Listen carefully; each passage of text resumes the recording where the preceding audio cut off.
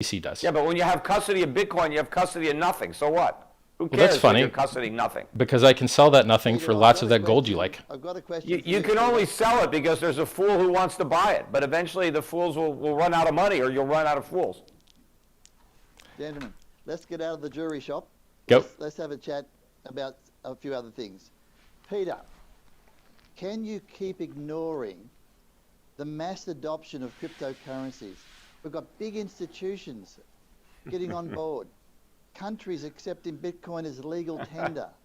You've got Bitcoin representing the fastest adoption of any technology recorded in human history. It's growing at 113% a year. Peter, do you feel you missed the boat and regret Well, first of all, not investing in cryptocurrency?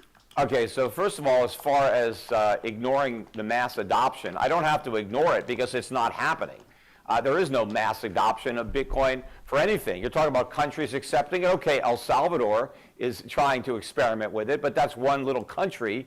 You can't say that that's some kind of wave of countries making Bitcoin legal tender. Is Wall Street in it a little bit? Sure, because Wall Street thinks they can make a buck on it. I mean, they don't give a damn. And most of these big investment banks that are allowing their customers to trade, they don't trade it themselves. I mean, they're just trying to make a buck. They're operating the casino, and if people want to gamble, they're like, well, we're going to let them gamble at our casino because they may gamble at someplace else. What I will concede is that there are a lot of people that are gambling on cryptocurrencies, Bitcoin being one, but there's almost 18,000 others if you count all the altcoins, and then you can throw in all the NFTs.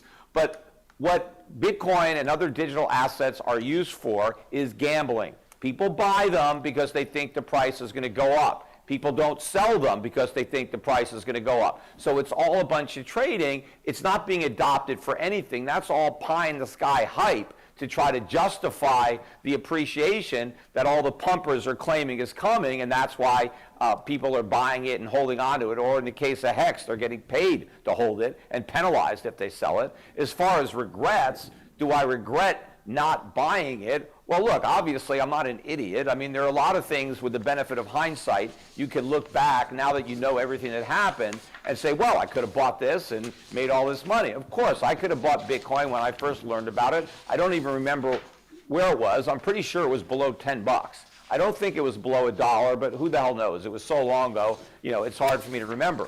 But all the problems that I had with Bitcoin when I first noticed it, I think are all valid.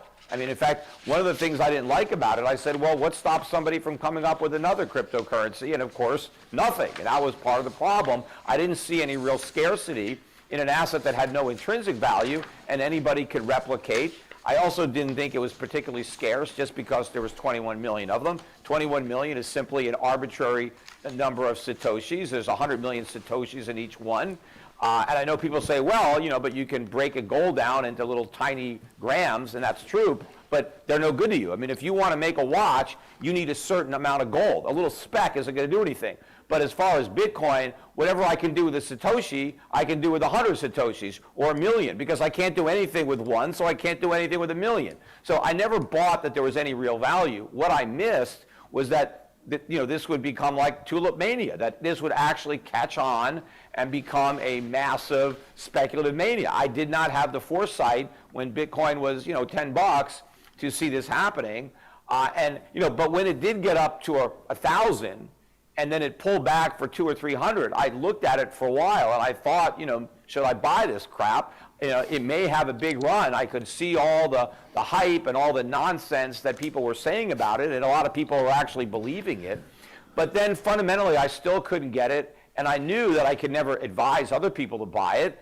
That's what a lot of people do in crypto. It's all pump and dump. You just get in it, and then you pay celebrities to promote it. You give away free coins. Hey, pretend you want your salary in Bitcoin. It's all hype, because the only money that is made in crypto is the money that's lost. Somebody has to lose money for somebody else to make it. It's a zero-sum game. In fact, it's a negative-sum game when you figure out all the other costs, the trading costs, the marketing costs. You know, think about all the money that was spent last year advertising Bitcoin and other cryptocurrencies. They spent a fortune pumping it up, yet, you know, everybody who bought is way down. I mean, the market's been killed despite record amounts of publicity and advertisement.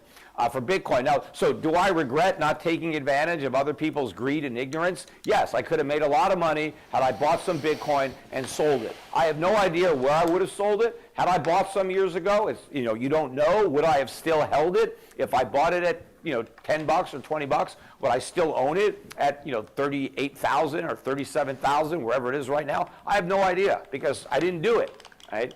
And there's a lot of other speculative investments that I didn't make.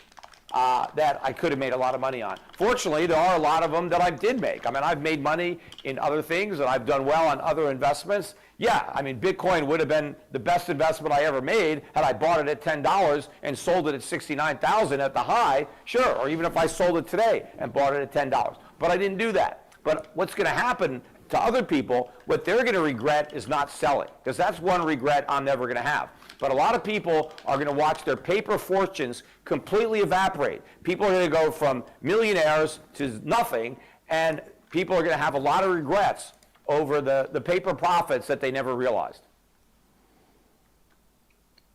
Can I talk? Am I in the video when I talk? Do I show when I'm talking? No, it was my question. Oh, no, but I never see myself on this feed. Oh. I don't know if they're switched. No, do you guys never switch to my camera or what? You are shown, Richard. Okay. Yeah. Cool. Yeah. Can you So, bring the mic closer? It's going to clip more if I bring it closer, bro. I'll try and talk quieter. I'm clipping it by talking too loud. So, first of all, Peter describes a problem that people do have in cryptocurrency where they sell on a 1x or a 2x or a 3x and think that they're smart, and then it goes up 69 million x. So, you could have bought Hex on January 5th of 2019 and sold it when it doubled, when it doubled, when it doubled, when it doubled, when it doubled, when it doubled, when it doubled, when it doubled again, when it doubled, when it doubled, when it doubled, when it doubled, or when it doubled. It doubled 13 times in 2 years. And so you could have hopped off the magic carpet ride at any time that you wanted with insanely mad gains, and you could have been one of those red candles everybody hates so much. And people run into this problem when they reach cryptocurrency, they're not used to seeing millions of percent returns. Hex did 1,000,000% return from the bottom of the top, 623 days, and that's without staking. If you'd staked, you would have made 2x if you'd staked longer. You would have made less if you staked for shorter. He describes a problem where he wouldn't have known whether he would have held or not, and Hex specifically stops him from his own weak hands selling his future gains. And this happens to investors time and time again, where they try and time the market only to discover that what matters more is not timing the market, but time in the market. Time in the market with markets that have product market fit, they're on-ramping new users, they have a durable walled garden. Peter seems to think that you can copy paste a coin and instantly it's valuable. It's not true. When you copy paste a coin, you have a different ticker symbol, which means you have a different order book, which means you have different liquidity, which means you have different exchanges that it's traded on. The things that affect the price are wildly different. Now look, whether you like Hex or not, fine. I'm also solving a lot of other problems. I don't like how electricity is destroying the environment. I used to mine Bitcoin. I used a lot of electricity to do it. It wasn't renewable energy.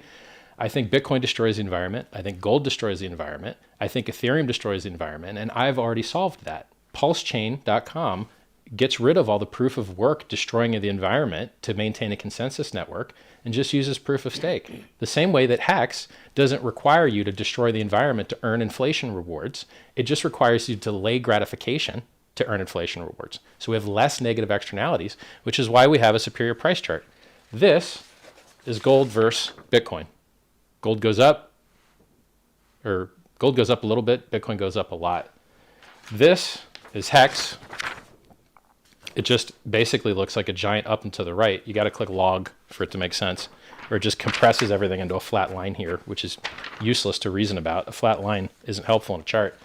Now look at from launch. He wished that he had got in early on Bitcoin and Ethereum because he would have made hundreds of thousands of percent returns. This is Hex versus Bitcoin and Ethereum from their launch. This is the hardest possible time to try and compete with those currencies. This is when they had the maximum appreciation, the maximum up and to the right. We're beating both of them today after a 66% or 70% dip. When you zoom in, it looks like this. This is on a log scale. These are really big numbers. And so, we're up versus Bitcoin at the top, 500x. That's 532,000% versus Bitcoin at the top. Now we've dipped. We're only up 15 150x now, 1500x. That's why I bring charts, right? We did the same thing versus Ethereum, but Ethereum pumped harder than Bitcoin, 3 times harder. So our gains versus Ethereum are about 3 times less. I have to hide my eyes from the camera. And then this is us versus the dollar. About 1,000,000% versus the dollar. Now he's going to tell you these numbers aren't real. But guess what? They are real. When you create those red candles that everybody hates, that's you cashing out. And then you could go buy whatever Peter does like. He likes stocks that you don't own the shares to. By the way, as far as the utility and stocks go, you realize that if you get a 40% share of your local Burger King, you can't change the prices. You can't change the hours of operation. You can't add an item to the menu. And you can't pull cash out of the register. And so this concept that somehow owning shares in a company is somewhere more wholesome or better than owning part of a cryptocurrency, which may give you rights to control the consensus of the network, which may issue you trustless dividends with no middlemen whatsoever.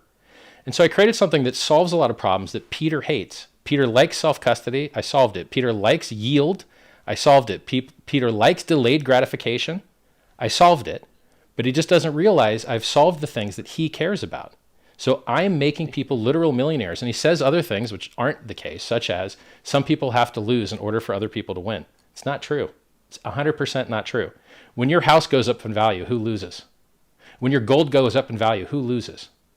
When a baby is born or a tree grows, who loses? They're created out of thin air. Trees are created out of thin air. All right,